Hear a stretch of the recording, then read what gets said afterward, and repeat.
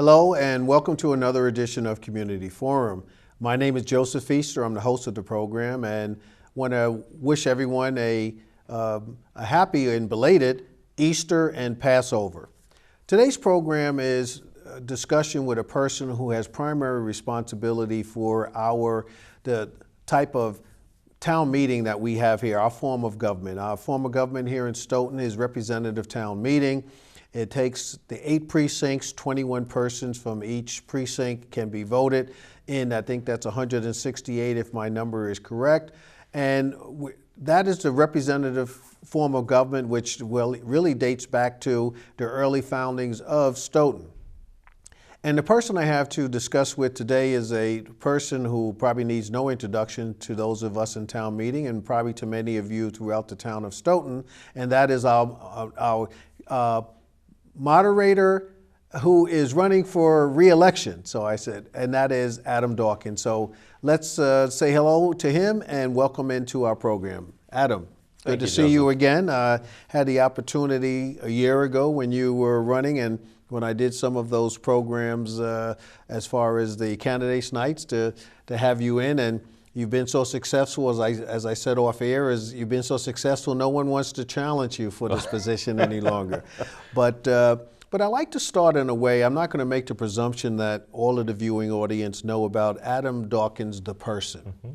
So if you could tell them a little bit about your background, what you do, school, family, all of those types of good things that your mother likes you to tell about yourself. Sure. Well, I've lived in Stoughton now for 6 years. I came to Stoughton after having lived in Washington, D.C. for about 7 years, actually. And I lived in the middle of the city in Washington. My job brought me to New England and to Boston. And having lived in the middle of a great big city for all those years, this South Carolina native was kind of sick and tired of living in the city, and I was ready for a sense of home and a sense of community again. By sheer providence, I discovered Stoughton and made this my home and jumped right in and have never regretted it and have been very, very happy to be part of this community. So I grew up in South Carolina. I grew up in a place that in many ways in a town that reminded me a whole lot of Stoughton in some of the in some of its ebbs and flows over its history. I saw what the results of good leadership and good government has done for my hometown in South Carolina, in Greenville. After Greenville kind of lost its way after the collapse of the textile industries back in the 80s, and their move overseas, Greenville had to really reinvent itself, and that came as a result of good leadership, of visionary leadership, and today Greenville is a destination, and I have great hope that Stoughton, as a result of visionary leadership, can also have a similar rebirth. And that really inspired me to get involved in our town and get involved in this place that I now call home. And to bring whatever gifts that I have to the table to try to make a difference in the community. Well, I'm going to talk about what transpired last year, which brought you to this position here. But I know that you have served in other capacities here in town, and it's interesting. Only for the 6 years that you've been here, you've been engaged and involved to such a great extent. What are some of the other appointed positions, activities that you engaged in the 6 years that you've been here? Well, within a couple of months of arriving, I got in touch. Actually, I answered an ad in the Penny Saver from John Stagnoni, and then the beginnings of the Friends of the State Theater group, who were looking for people to help with the revitalization of the State Theater, and particularly people who had a fundraising background. And that's what I do for a living. I'm a professional fundraiser for nonprofits. And so I showed up at the meeting. I had no idea where I was going. I had to call John for directions because I was so new to town. Showed up at the meeting and sort of jumped right in. So that I was very involved with that for quite a while. And then I got involved as a member of the Stoughton Cultural Council. I became a member of town meeting. I'm also a very active member of Trinity Episcopal Church here in town, where I serve as the rector's warden, or also known as the senior warden, sort of the senior layperson in the parish, and have and of course founded the Stoughton Enthusiasts Facebook page, which I'm very happy to say is now well over 2,500, or actually over 3,000 members now. Oh, wow. So I am. It's been a wonderful place to be, to really sort of dig in and be part of the community, and also to make a whole lot of new friends, and be part of a process that really invites and expects its citizens to step up and take control of the town and its destiny. You know, I'm going to use the same phraseology that I use when I see persons who have or are serving in the military. I thank you for your service, you know, because that's very enlightening, one, and very much appreciated that you, as a new arrival, because folks in Stoughton talk about new and old, but as a new arrival to Stoughton, I've been so much involved in the life of Stoughton in so many ways. What prompted you to run for moderator last year? I know you probably discussed it on the campaign trail then. Sure. And now, but let's explore that a little bit. Well, so as a member of town meeting, I sort of sensed that it was that our town meeting was ready for some change, my own history was when I was a student at the University of South Carolina, now 20 years ago. I served as president of the Student Senate when I was at South Carolina. I also grew up through my high school years as a member of a program called YMCA Youth in Government that's also very active here in town. Right. That is a model state legislature for young people, and I was elected president of the Senate in that capacity as well. So I've had some experience in running big meetings and standing there with a gavel and trying to herd cats, as it were. But so it was when I, as a young town meeting representative, I sort of saw that it really was probably time for some new leadership and some rethinking about how it is we run these meetings, and how it is we prepare for those meetings, and sort of a whole rethinking of the process. And that's certainly no statement about my predecessor, other than to say that he was moderator for quite a long time. And when you stay in a role for that many years, there's a certain complacency that happens. And I want to, I know you told me something off here which I wasn't aware of, and that was Mr. Hanson's health condition. And you know, it's not for us to say what it is, but at least I know you wanted to extend at least your prayers, and I certainly do, and I want others in the town. He has served us well. Indeed. Over those many years, and whether it's time for a transition or not, we definitely want to take care of our own, and just want to say to Howard and his family, you have my prayers as you go through recovery. So thank you for making me aware of it. I usually consider myself the FBI, Feaster Bureau of Investigation, and I missed that one. So I'm going to have to join the enthusiasts. I'm going to have to become a member of the Stoughton Enthusiasts. Yeah. Just to talk about now, let's go to what the charter dictates what the moderator is, how the moderator is elected, what your responsibilities are, what your powers are. Let's talk about that a little bit. Let's walk people through, if you will, the charter as far as your responsibilities, and then again how you carried it out, because you have a lot of appointment authority. You know, you're a powerful man. Indeed. In terms of the governance of town meeting. You run it. It's your show, you know. So let's talk about that a little bit. Right. Well, by Massachusetts statute, the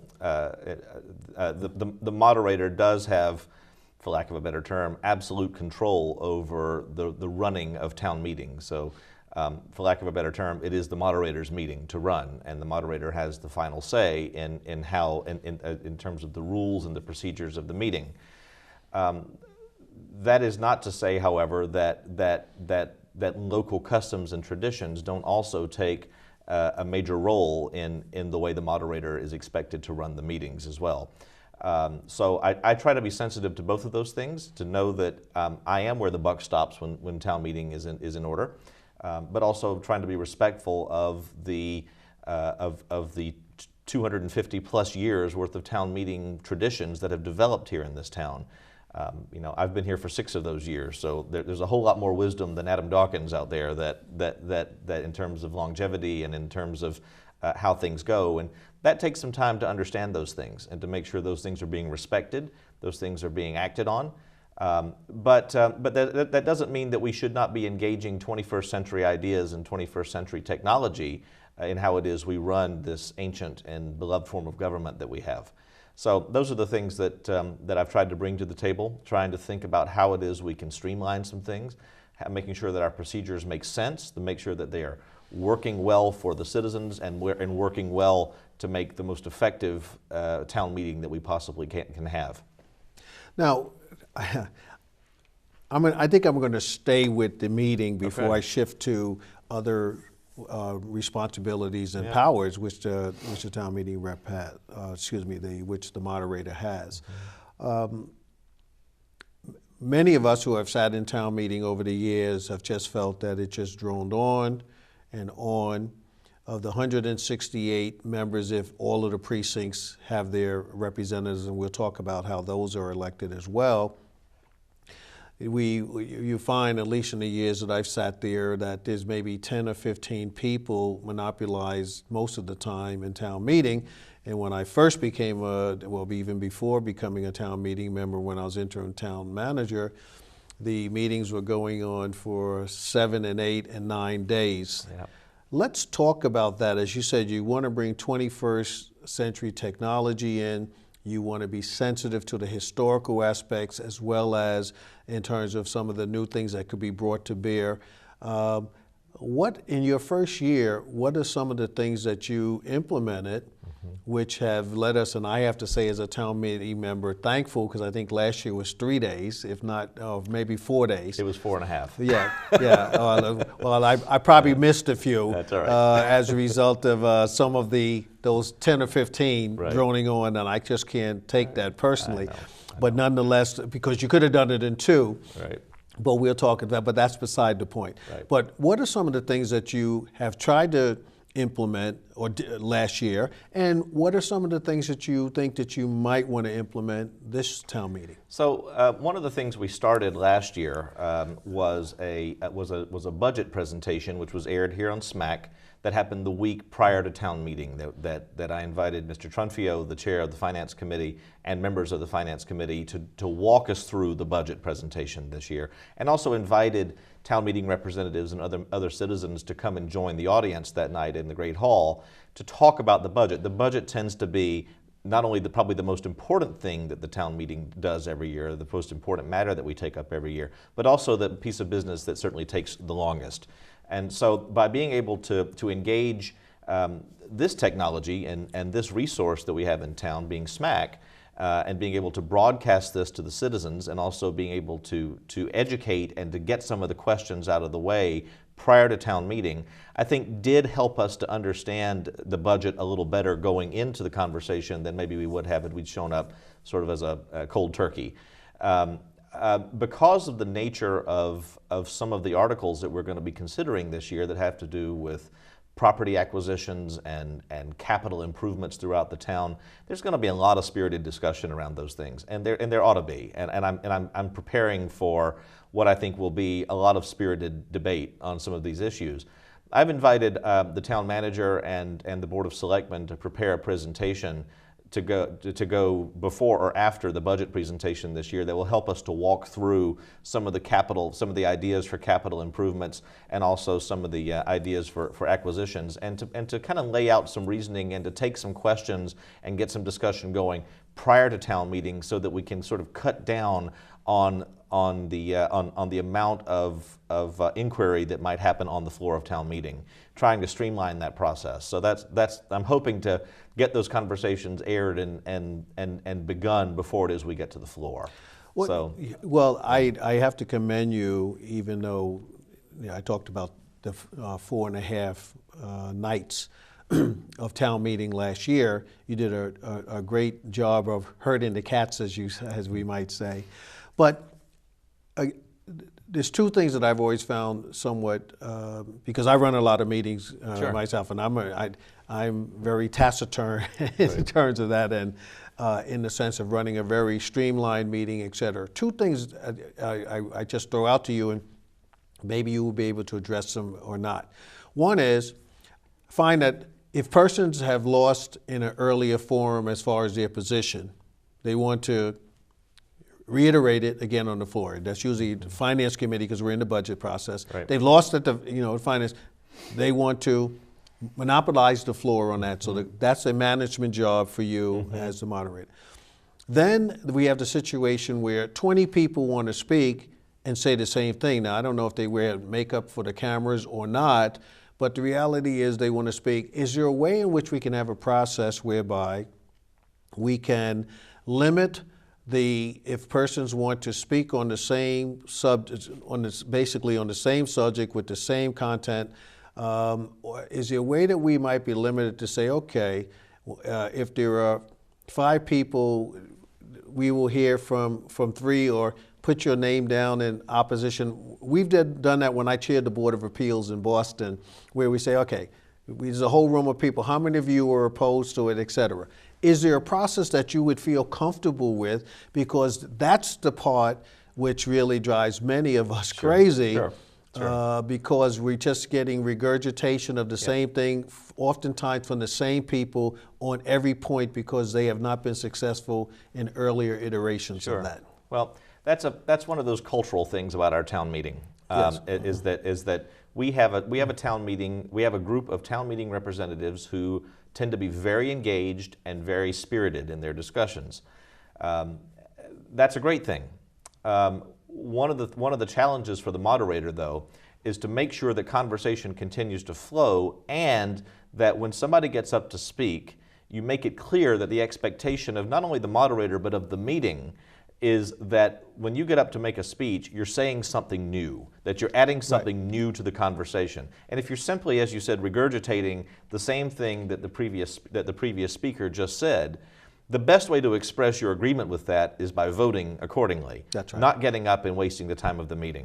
And I would go on to say that during the period of non-debatable technical questions that precedes the debate period, a lot of questions get asked during that time that were already asked by the same people during the standing committee hearings. Correct. And to have those questions asked again on the floor of town meeting when they have already been vetted during the standing committees, which is the whole purpose of those standing committees, is to get some of that information understood and have a recommendation from those committees. Having the same people asking the same questions in 2 different forums is not necessarily the most helpful way for us to spend our time. Well, it's not helpful, and I know that there's probably be reticence on your part, but I can suggest to you that the quiet majority of persons would welcome the opportunity, because what we're facing, at least by my observations, are people not wanting to participate in this civic process because of that. Sure. There are towns that do one night. Right. They sure do. So there are going to be those who say, well, if you stifle those, if you use the procedures in order to say that's not something new, you can't speak on it, there are those who, particularly those individuals, that you're stifling their God-given right. They see it as their God-given right. It's not even the process through the town meeting, because we've limited the time that people can speak to a certain period of time.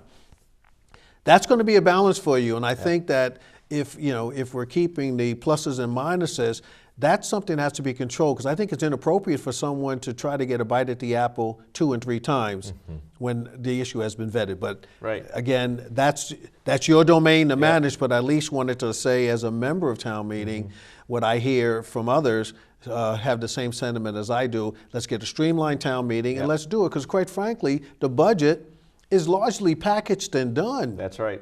I mean, that's the real issue. Is not really much at that point in time. I've rarely seen anything done with changes in the budget.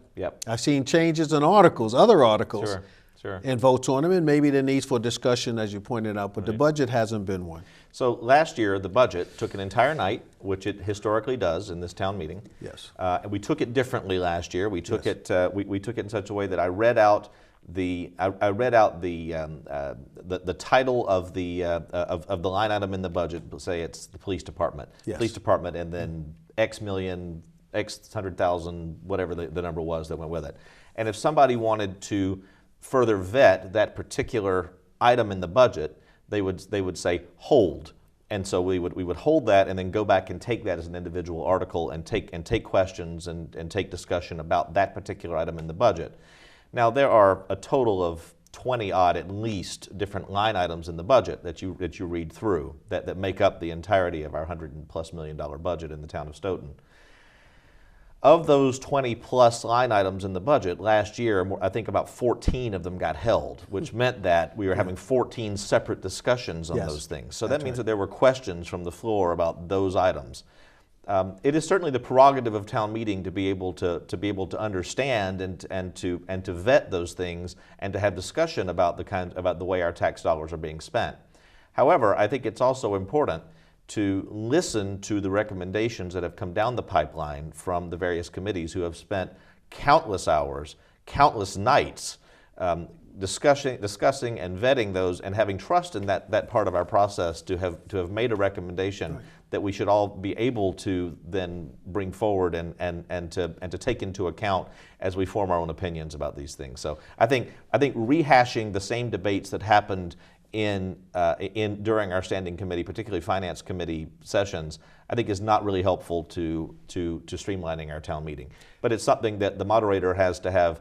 It's a balancing act Right. because you don't want to stifle somebody's voice. That would be counter to the whole purpose of town meeting. But at the same time, you do want to keep things moving. So. Well, I hope that you find that balance in terms of managing, because that's exactly right. The point is, that's why we have the committees. That's right. That's why we have the public hearings. And those are the places where they should be vetted. The town meeting should be able to take the recommendations of those bodies and have minimal conversation on it, because it's all been vetted. So my hope is that the town meeting members who are watching will accede to that. I think that if necessary, we may just have to support you by you asking for a vote on whether we want something held. Yeah. Because it's not like the U.S. Senate where one person can hold everything up. Right. You may want to think about a thing when that comes up of calling for a vote Yep. from the body, because right. because it's just someone has a particular Right. issue that they want to raise. That's right. And that's not appropriate Yeah, in my view for town meeting. I think this year, rather than one person calling hold, I would require multiple people to call for a hold at That's the right. very least. So we're out Yeah. thinking about how it is we can best manage that process. So it's a work in progress. Rome wasn't built in a day, and Stoughton wasn't built in a day either. So Some think it was. We try to. It's going to take some time to rethink and to streamline some of our processes that we've gotten very attached to. Well, again, and my discourse with you here is one to be complimentary of the job that you have done or you did do in terms of last year, and some of the things that you did in as far as getting information out to town meeting representative. And why don't I let you tell your story as opposed to my stroking you with kindness here?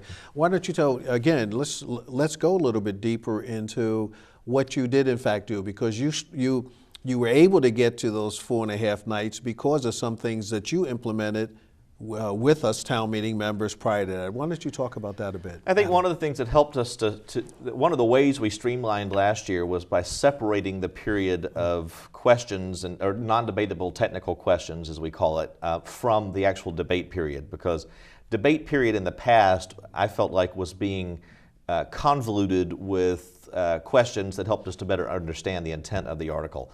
And that's not really what debate is. So we separated those two periods, and sometimes some members who, as they were getting used to this new way of doing things, would start slipping in debate questions or start slipping in opinions into their questions, and I finally had to start ruling those out of order after a couple of nights and saying, no, you can save that comment for the debate period. This is for non-debatable technical questions, and this year I'll be a bit stricter about that because now they've had a year to get used to that.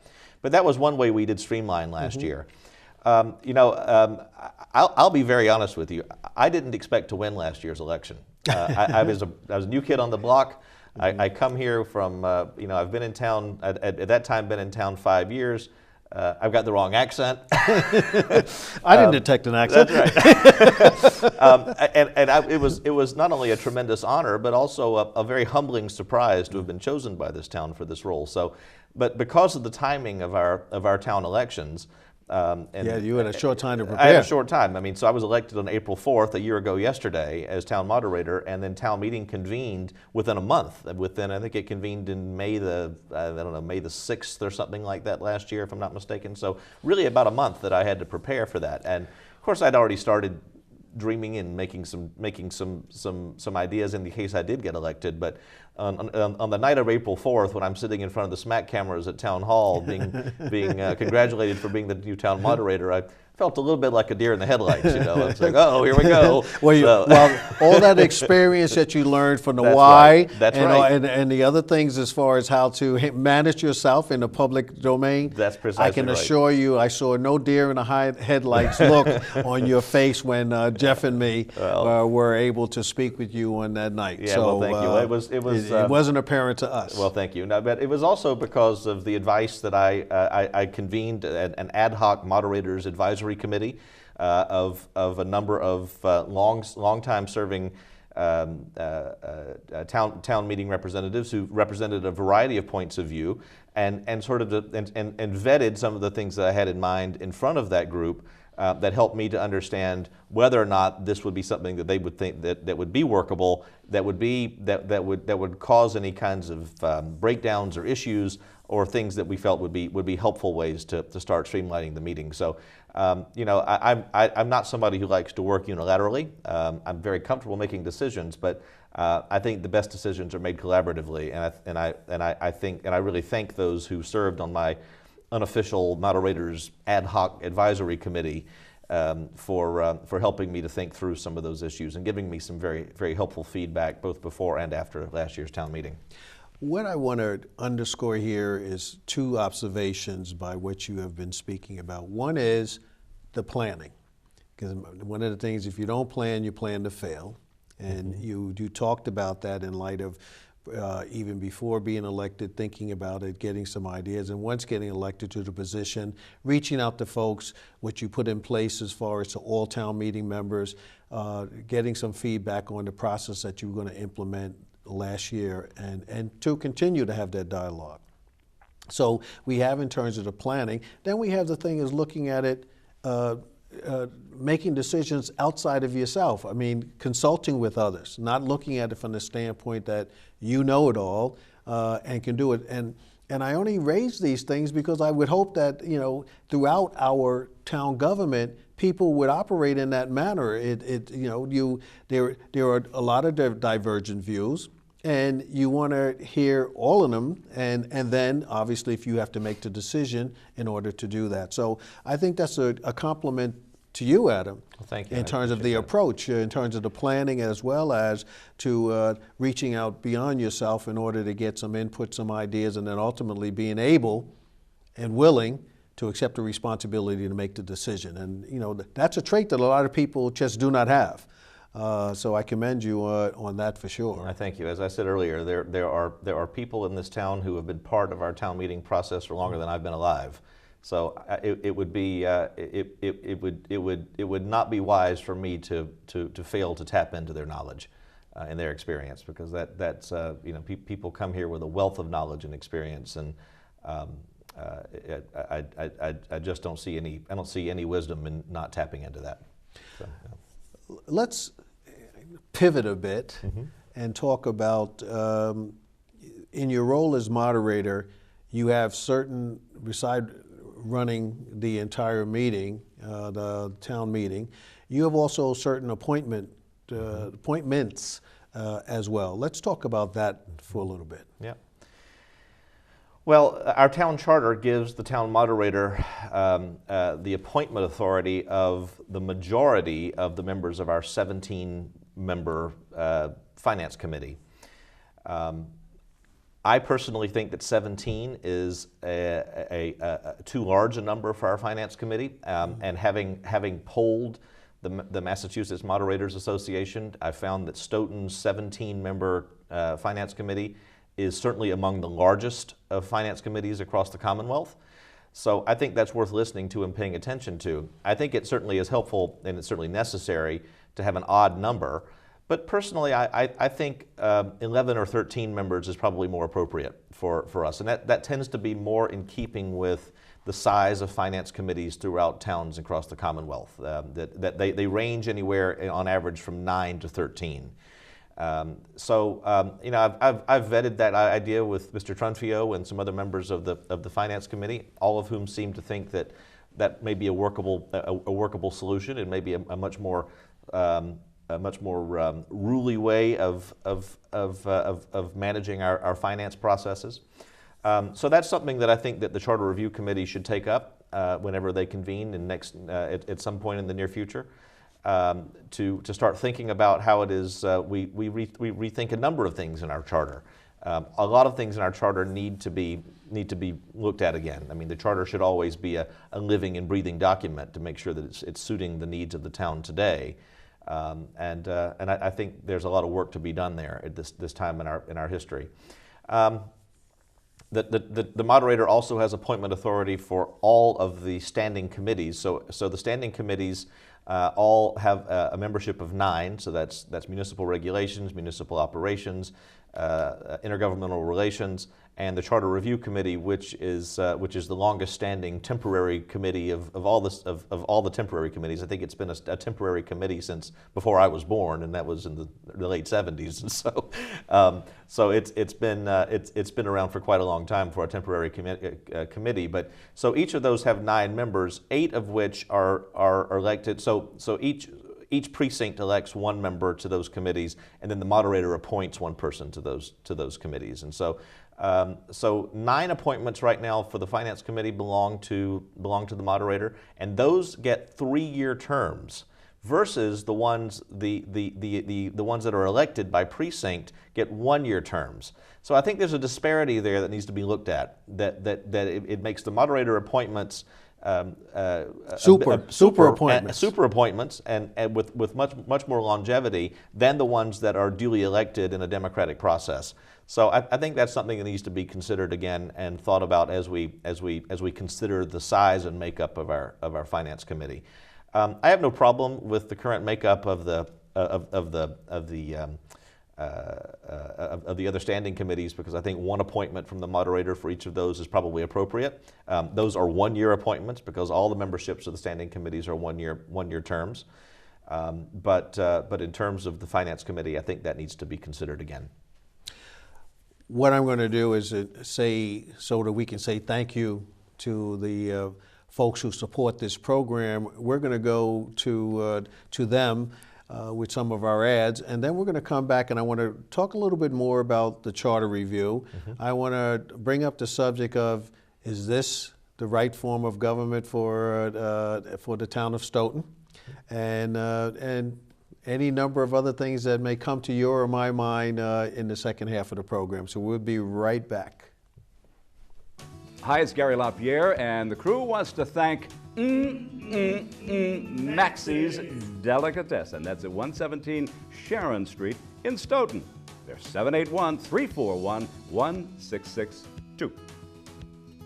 American Cancer Society, yes, they're looking for volunteers. Drive cancer patients to and from their treatments. 1-800-ACS-6662, or just go to www.cancer.org. Ilsa Mark's Food Pantry in St. Anthony's Free Market, 2 Park Avenue in Stoughton. For more information, call Christine Gallagher. That's at 781-341-0611 or 781-341-0549.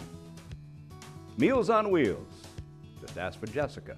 You'll find her at 781-344-8882, extension 2. Stoughton Penny Saver. Our business is advertising your business, they tell us. 27 Rose Glen Street, Stoughton, 781-344-4833.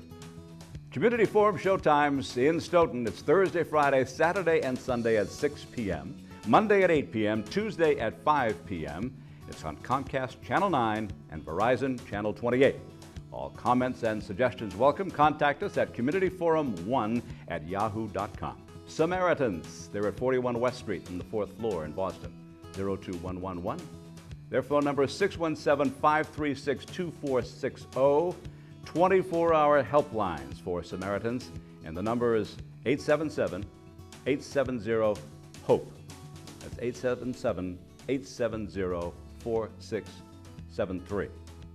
Samaritans, you can find them at 800-252-TEEN. That's 252-8336. Or find them online at SamaritansHope.org.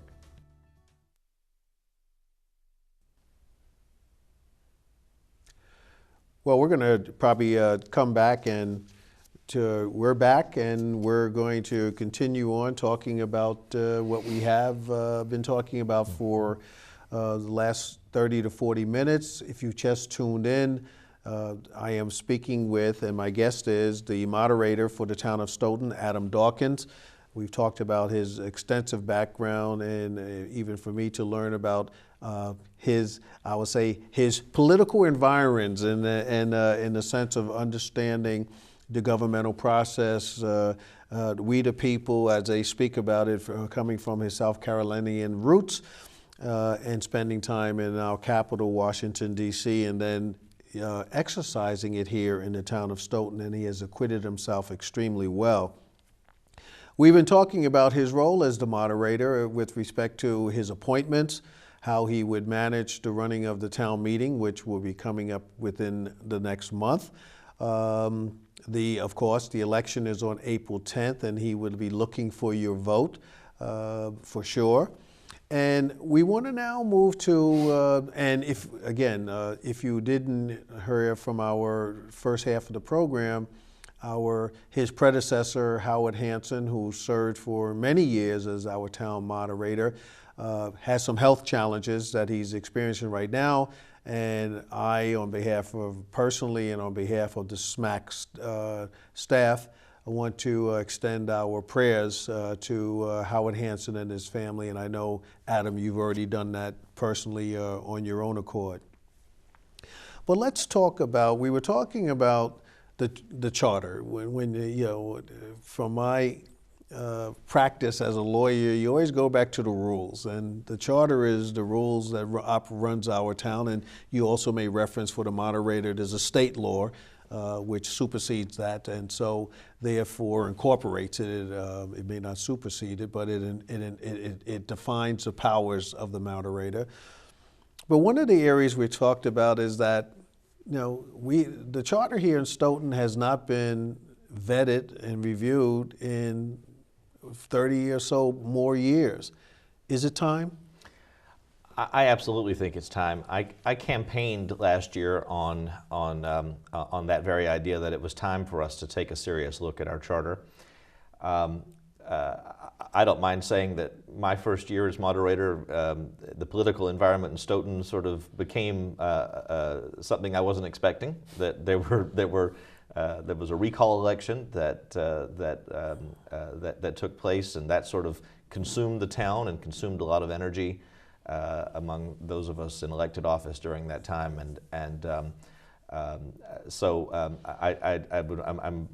I'm sorry that some things simply didn't happen in the past year because we sort of got bogged down in some other things that were going on in town. However, this remains a big priority to me. I can share that I've been working sort of behind the scenes with town council to develop some possibly streamlined processes for how it is we might tackle some needs on our charter and some vetting of our charter. As I mentioned earlier, the longest standing temporary committee of town meeting is the Charter Review Committee that is older than I am as a temporary committee, and it's being ruled under bylaws that were developed back in the 70s during a very different time in town. And I think it's time to look at that. So I've asked town council to help me to develop an article for a future special or annual town meeting that would essentially dissolve the current temporary committee known as the Charter Review Committee, and at the same time reorganize it under a brand new set of bylaws that we would put together and vet through our various standing committees and vet through citizens and members of our town meeting that would be discussed, and making sure that our charter review processes work for today's needs. So don't want to get rid of charter review at all. Just want to throw out what's not working right now in the way that works, in the way that process happens, and reorganize it in such a way that would work today. So giving some thought to how that's going to happen, giving some thought to the right time to make that happen. I would almost guarantee you that there's probably going to be a special town meeting this fall. I'd be surprised if there wasn't one this fall. So that may be the time that such an article comes forward, but we'll see if it's ready at that time, and we'll see if the selectmen are ready to put it into the warrant. But that's something I think that needs to look at, is how it is, what the process actually looks like for reviewing the charter to start with. Now, eventually, charter revisions have to be passed by town meeting, and then they go to the ballot. So they're voted on by the citizens of the town. And it's 2/3. I believe that's right. I'd have to go back and check that, but I believe that's correct. So I know it's 2/3 of town meeting that have to adopt it for sure. Yes. I'm not sure what it may just probably be simple majority. I was talking about right. town meeting. Town meeting is certainly at 2/3. That's right. So those are things that we'd certainly want to look at and to think about the right timing for. And then I think it really is time for us to have some serious discussions about our charter, and to make sure that it's working for the year 2018.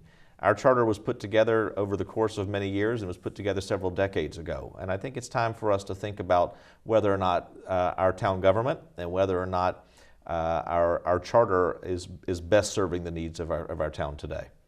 Stoughton was a very different town when it was put together, and it was actually a much differently sized town in those days too.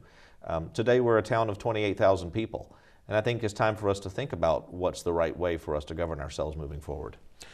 And that's a nice segue into the conversation that is had in many coffee shops, as they used to say back in the day, with the form of government. As we know, there are towns surrounding us that changed. The closest one is Randolph, changed to a city council form. Framingham changed to the city of Framingham changed to a gubernatorial, in terms of a mayor form of government. And others are looking at there are others that don't recall right offhand, but there are others who are looking at their form of government to do exactly what you said, to fit it into what's going on in their communities. Just last week, I learned that the town of Amherst has abolished their town meeting and has now gone to a city form of government. And there's a lot of lamenting of that going on right now among not only the Mass Moderators Association, but I think it was a very, very close decision, a very close vote in the town of Amherst when they adopted this new form of government. And I wish them well, but I will tell you, as the town moderator and as a lover of democratic processes, it would pain me greatly to see us lose our form of government. But I think it's always worth having a conversation to find out, is this really the right form of government that's going to serve us moving forward? I hope the answer to that is yes, but I'm not the one who makes that decision. Well, so I think the conversation is worth having. There is, you can have the city form of government, you can have what we have now, representative town meeting, or you can have open town meeting, which a lot of towns have.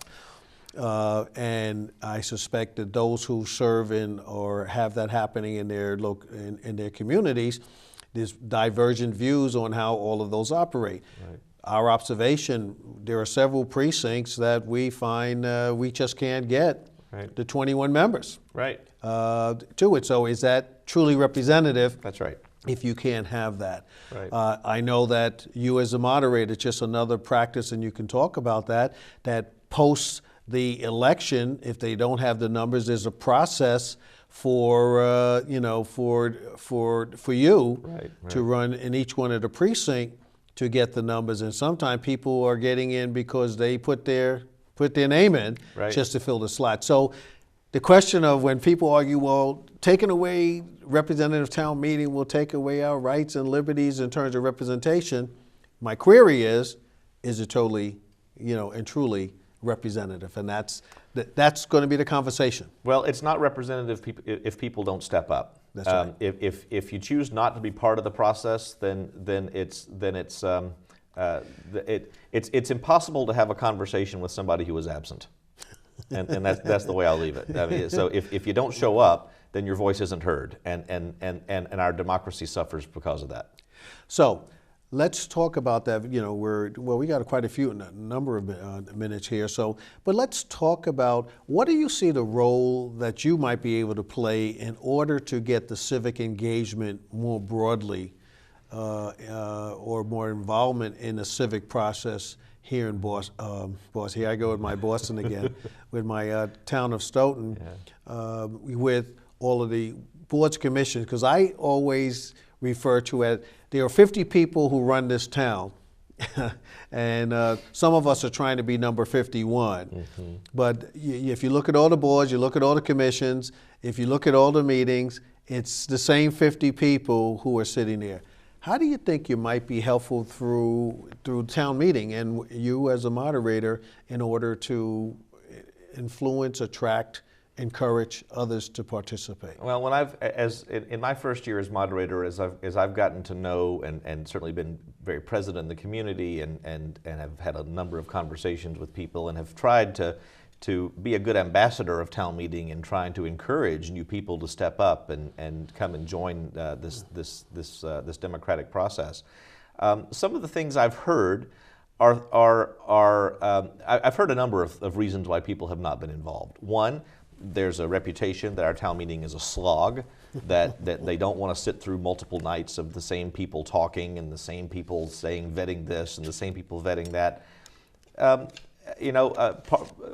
I would also say that, our raw town meeting form of democratic government is by nature messy, and it's like it can be a mudsling sometimes. That's the way democracy works. And instead of running away from it, I think the best way to change it is to engage it. And I try to encourage people to step into the ring with us and be part of this. I've also heard some people say, well, I'm a family with small children, and my wife or husband and I have small children, and meetings go on 3, 4, sometimes 5 nights. And we simply can't afford to pay a babysitter. Well, that's something we're removing this year by making available to our town meeting representatives child care that's provided by the YMCA with a staff that's been trained and quarried that will provide child care to our town meeting representatives for all nights of town meeting this year as a service, as a complimentary service to our town meeting representatives. I think that's the least we can do, is to remove that barrier to reasons that people cannot or have found it less possible to serve in the past. So trying to make the meeting more accessible, trying to make the meeting more streamlined, trying to make the meeting more relevant to people where they can step up and feel that their voice is important and heard even on the first year, and also trying to demystify our processes, because we have by nature and as a representative town meeting form of government, a rather complicated form of government that requires a lot of steps and a lot of processes that kind of weed out some of the things that don't need to come before the town meeting before we get there. And so being a good steward of everybody's time and everybody's energy, I think is a real important way of getting people to step up again. Well, you mentioned something as if it's just something that happens,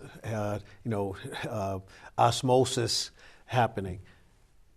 That is thinking outside the box, having that child care from the Y.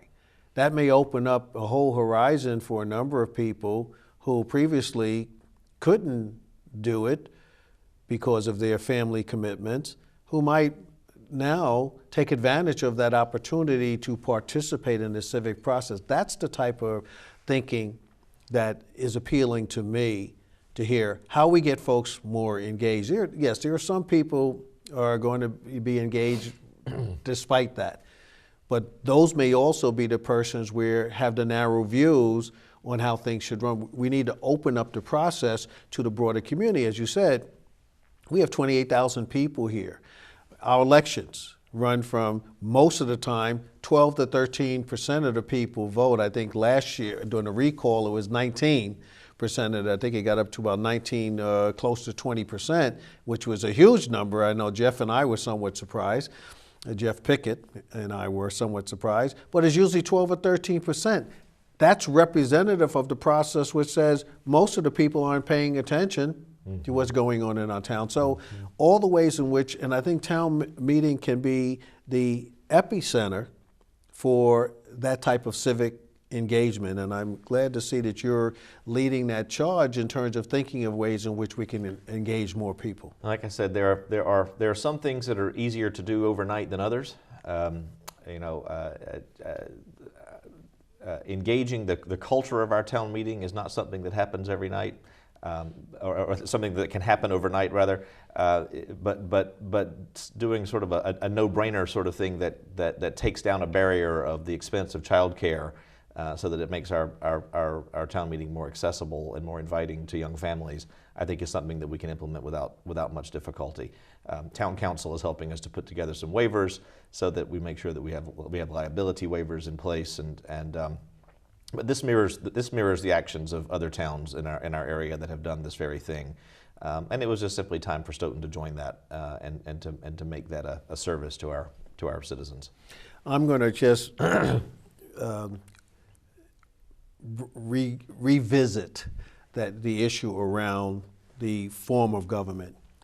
Would that be something which would come through the charter reform? Would that be their mandate in order to do? Is it another process? I haven't looked at the charter to know whether sometimes you have 10 citizens can do different things.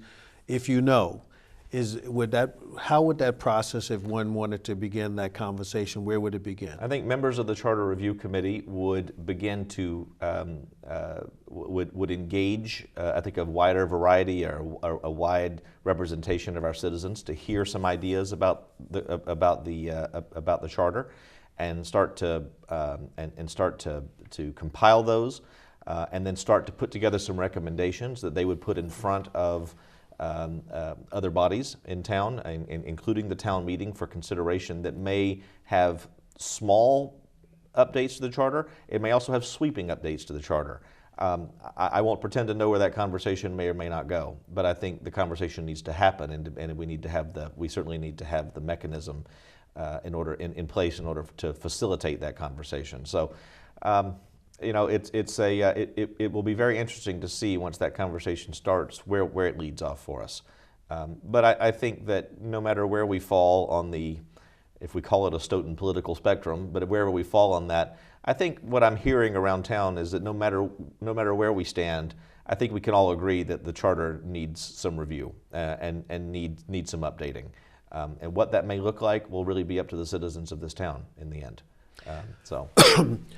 Before we close, because we're getting close to that bewitching time, where will town meeting be held this year? We have the school construction going on. We usually would meet in the auditorium at the school, at the high school. Mm-hmm.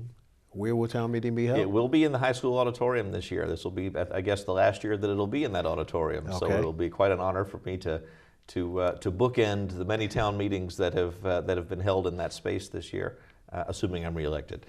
And that's right. You're running against that's blank. Right, exactly. You're running against blank. I just hope. Right. I'm gonna wish you success in that outcome. Thank you very much. I appreciate that. But one thing that will be different this year is that parking on the Adams Street side of the auditorium will not be available this year, and so people will need to park around on the gymnasium side of the building and then walk through the building. All of which is actually more ADA accessible than coming in through the usual route that we have taken in the past. But parking will be on the opposite side of the building this year for town meeting, and just take a longer route through the building itself in order to get to the auditorium. So that really is the main change this year in terms of the setup. But otherwise, we'll still be in the auditorium at the high school this year, and we will still and it'll be business as usual once we get there.